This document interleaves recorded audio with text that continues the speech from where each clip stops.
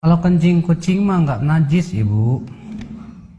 Jadi kucing itu ya, kencingnya tidak najis, kotorannya tidak najis, air liurnya tidak najis. Hukumnya kotoran kucing atau air kencing kucing, dan pipis kucing dan kotorannya. Karena ada sementara yang menyebutkan itu hukumnya suci. Baik, kami sampaikan, saya belum menemukan siapa yang menyebutkan itu suci.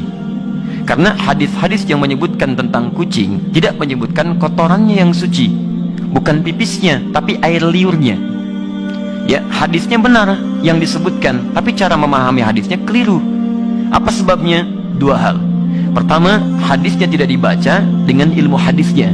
Dalam ilmu hadis ketika akan membaca hadis, selain melihat bahasa hadis, juga melihat asbabul wurudnya, sebab kenapa hadis itu muncul.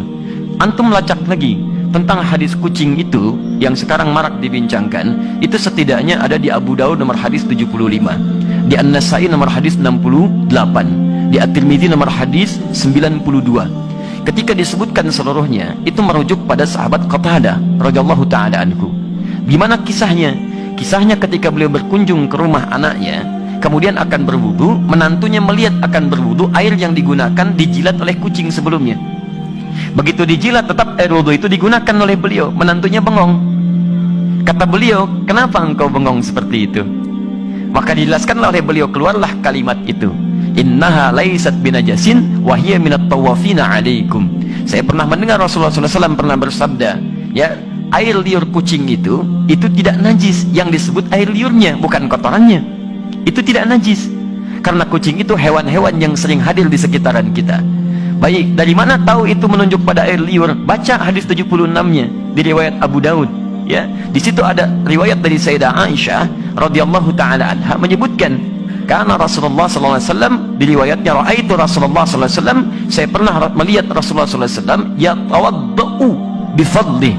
Beliau pernah berwudu menggunakan air yang pernah dijilat oleh kucing. Jadi berbicara tentang air liurnya, bukan berbicara tentang kotorannya. Sekaligus ingin membedakan air liur kucing dengan air liur anjing. Kalau air liur kucing menjilat bijana atau menyentuh bijana, maka tidak perlu dibasuh karena suci nilainya. Boleh antum gunakan airnya. Tapi kalau anjing yang menjilatnya, maka baru dibasuh dengan 7 basuhan, salah satu menggunakan tanah. Itu maksudnya. Dan semua mazhab di sini sepakat. Makanya ketika disebutkan dalam kitab Al-Ikhtiyarat di halaman ke-26, disebutkan qaul sampai ke Syafi'i, sampai ke Ahmad, dan disimpulkan wa qaulul ashab. Dan pendapat para sahabat terkait dengan masalah ini, maksudnya para sahabat mazhab dari Asy-Syafi'i, dari Ahmad, mereka menyimpulkan, lihat kalimatnya, wa qaulul ashabi. Dan kesimpulan dari pendapat sahabat-sahabat mazhab menyimpulkan, al-ghurratu wa ma dunaha minal khilqati tahirun. Air liur kucing itu, ini pembahasan tentang air liur. Makanya tafsirannya disebutkan su'rul hurrah. Air liur kucing itu atau hewan yang lebih kecil daripadanya, ketika menjilat apapun maka dinilai suci.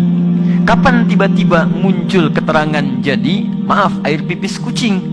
Nah, itu kitab pernah disalin lagi teman-teman sekalian, tapi salinannya tidak melihat kepada manuskrip, ada pecahan-pecahan. Ketika disalin itulah muncul versi kitab, berubah dari kata qaul jadi baul, baulul hurrah. Asalnya qaulul ashab fil hurrati, qaulul ashabnya hilang jadi baulul hurrah. Baul itu artinya air pipis. Maka berubah terjemahan, air pipisnya kucing itu suci. Dari sini bencana mulai muncul. Di teman-teman sekalian, itu asalnya bersumber dari kitab yang dibaca salah salin dan tidak merujuk kepada manuskripnya. Dan nggak apa-apa, kan namanya manusia. Manusia itu kan bukan malaikat. Kalau malaikat itu tidak kenal salah, lawannya setan. Setan tidak kenal benar. Malaikat disebutkan 88 kali di Quran, setan 88 kali di Quran. Ya, saya bukan malaikat. Jadi kalau saya salah wajar, artinya saya manusia. Antum bukan setan. Ya, jadi kalau antum maaf ya ada pernah berbuat salah, wajar.